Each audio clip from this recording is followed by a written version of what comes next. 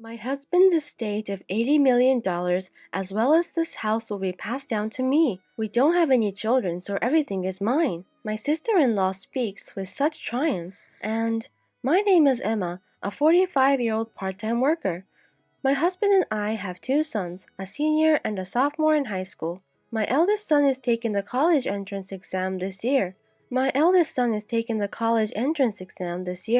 He aspires to be a lawyer and has been studying diligently. He has wanted to be a lawyer since he was a small child, possibly influenced by my older brother Oliver. My brother is a lawyer, and about a few years ago, he established a law firm and even had a few lawyers. My eldest son, who had grown up watching my brother do this, loved to study and always got good grades, even in elementary school. When my brother had heard that my eldest son wanted to be a lawyer, he was overjoyed and encouraged him. My eldest son told my brother whenever they meet, "I will be a lawyer like you, uncle." My brother chuckled as he responded, "Hurry up and become a lawyer and follow in my footsteps." When my brother, who was married but had no children, came to visit us, he gladly plays with my sons and spoils them. My brother's wife was 10 years younger than him. She was an eccentric, or rather a difficult woman who never visited our house, so we never really spoke to her. My brother and I lost our parents when we were young, so when I was about to get married, my brother took place as a parent, and after I married, he married as well. My husband and I were relieved when we knew that my brother was planning to marry a young woman, but when we actually met his fiancée, I was surprised at how grumpy she looked. We were expecting a happy faces because she was about to marry my brother, but she looked at us with a sulky look. I said, "You two are great together," in front of my brother and his fiancée, but I told my true feelings when I returned home and was alone with my husband. I was curious as to why she appeared so unhappy after the marriage was finalized. My husband seemed to agree with me and responded concernedly, "She wasn't a particularly pleasant bride." It can't be helped what we care. My brother married his 10-year younger fiancée. Shortly before they got married, my brother bought a house, so my husband and I took our children and visited them to celebrate. The house was magnificent and astonished me, as expected of my brother because he runs a law firm. But we did not see my sister-in-law, so my husband jokingly said to my brother, "Has your wife already left you?" My husband was obviously joking, but seeing my brother's stern expression, my husband and I became nervous. According to my brother, whenever there is something, sister-in-law returns to her parents' house. Today was their mother's birthday, so she is staying over to celebrate. My husband's shoulders slumped, thinking he had said a bad joke. Suddenly, my brother asks us with a straight face, "If I ever can't have children, can I adopt one of your children?"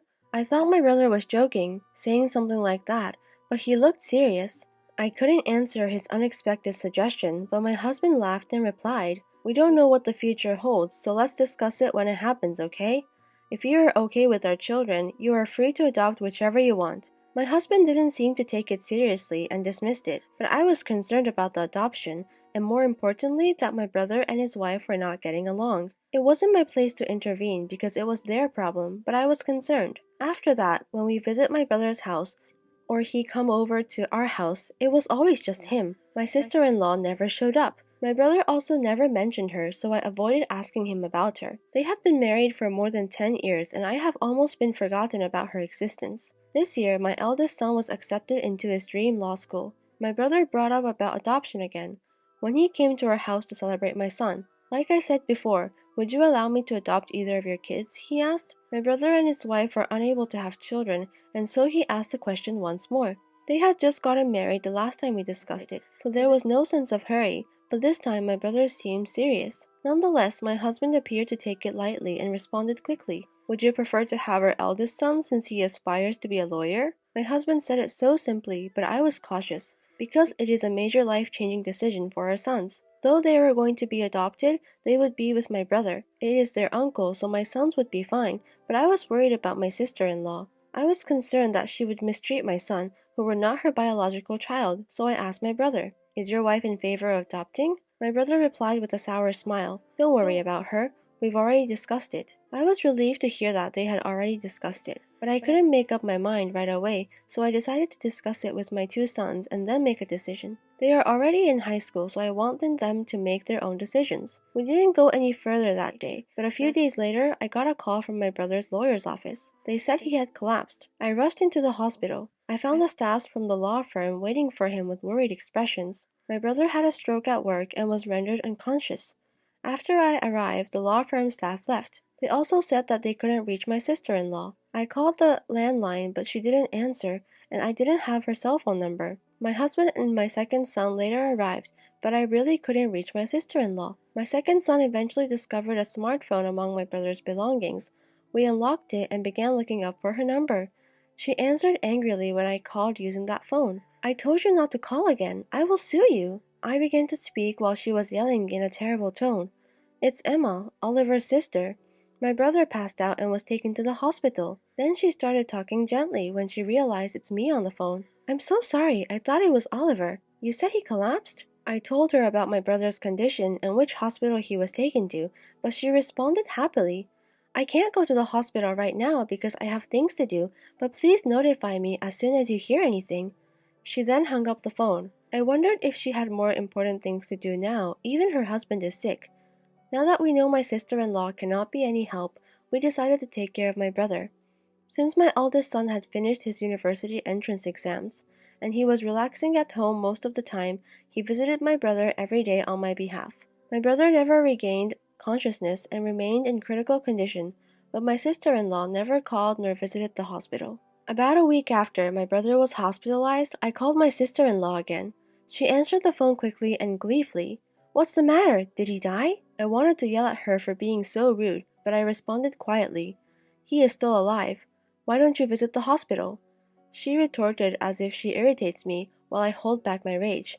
"I'm not a doctor, nor am I a spiritual healer. There's nothing I can do for his recovery." I became even more enraged by her demeanor, so I hung up the phone. I began to suspect that my brother wanted to adopt one of my sons because he had given up on having children with his wife.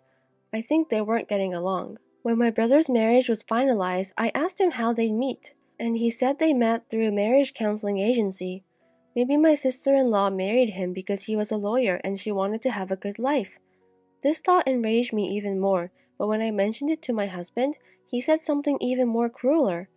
If Oliver dies in this situation, his wife will inherit the entire estate, since they don't have any children. So my brother came to celebrate my eldest son the other day and spoke to us about adoption. Maybe it was because he was thinking about his inheritance. I wish I could have decided at that time, but there was nothing I could do. After my brother left that day, I casually mentioned it to my two sons, and my second son told me that he would be happy to be adopted. Unlike my eldest son, my second son has no goals at the moment. He appears to believe that if he is adopted by Oliver, he will have an easy life. I expected the first son, who looks up to his brother, to want to be adopted as well, but the answer surprised me. "I don't want to be adopted, because as the eldest son, I will take care of you, Mom and Dad." I was overjoyed, but I also knew that my eldest son, who aspired to be a lawyer, was the right one to be adopted by. I was disappointed that I can't complete the adoption process on behalf of my unconscious brother. I do not want my brother's inheritance, but I also do not want to give even a penny of his property to my sister-in-law, who appears to be awaiting his death. I could only hope for my brother's recovery, but he never recovered. My brother passed away a few days later, and I had no choice but to contact my sister-in-law. "My brother recently passed away. Can we do a funeral?" My sister-in-law, who had been waiting the news of my brother's death, responded cheerfully. "Everything is up to you. Please do not appoint me as a pallbearer. I don't want to deal with any formalities." "You—" When I was about to lose it, she quickly hung up the phone. After all, my husband and I planned the funeral.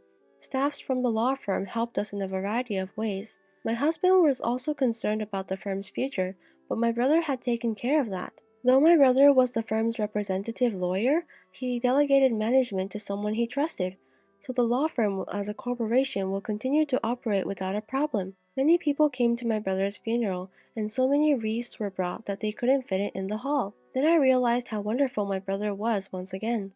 My son also assisted at the funeral, but when my second son saw the presidents of major corporations, politicians, and others had also attended, he was really frustrated. "I knew I should have been adopted.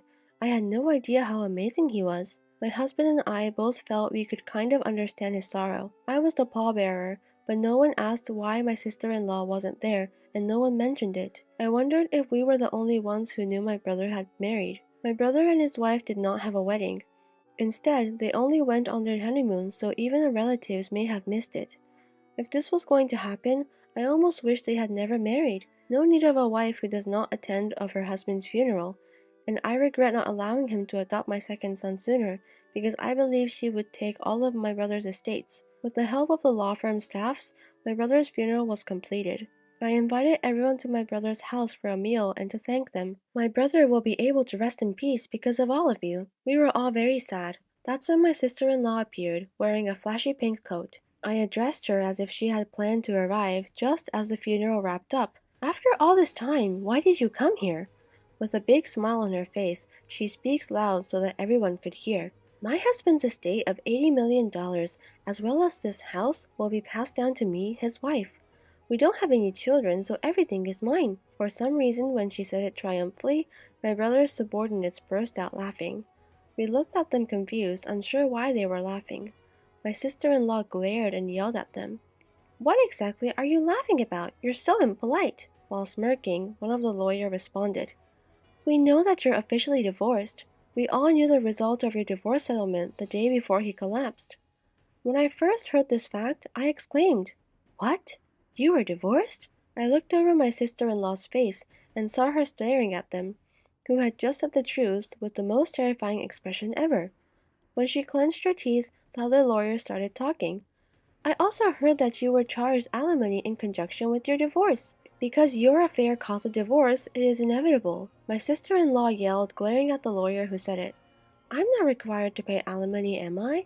I no longer have anyone to pay." She spoke mockingly, but there was no way she could compete with a legal expert, and she was quickly retorted, "The right to alimony will also be inherited, so you will have to pay it to Emma. She's the inheritor." Then I realized for the first time that I was my brother's sole inheritor. If their divorcement was finalized and our parents are gone, so I'm all that's left. She seemed to realize this too, and looked at me with a horrified expression, causing me to step back. But she seems unconvinced and began yelling once more. "Don't I get half of the estate now that divorcement is settled?" A dismayed-looking lawyer responds, "Didn't Oliver give you money when the divorce was finalized? I have a receipt certificate." He also purchased the house before the marriage, so it is not the subject of property division. I enjoyed watching her being lectured by the lawyers regardless of what she said. She seemed to recall something and shouted while laughing a little, "There's the life insurance, I should still be the beneficiary." She impressed me with her attitude in a situation where everyone around appeared to be her enemy. She said she changed the beneficiary of Oliver's life insurance to herself. However, the lawyer was also quick to deny about the life insurance. Oliver is a firm man, so I think he changed it when the divorce was finalized. I searched my brother's valuables and discovered the life insurance policy. When my sister-in-law saw this, she took the life insurance policy from me and looked impatiently at the beneficiary, but dropped her shoulders in disappointment. When she returned the certificate to me, I noticed that the beneficiary was me. My sister-in-law, realizing she was getting nowhere, yelled out her true feelings without thinking.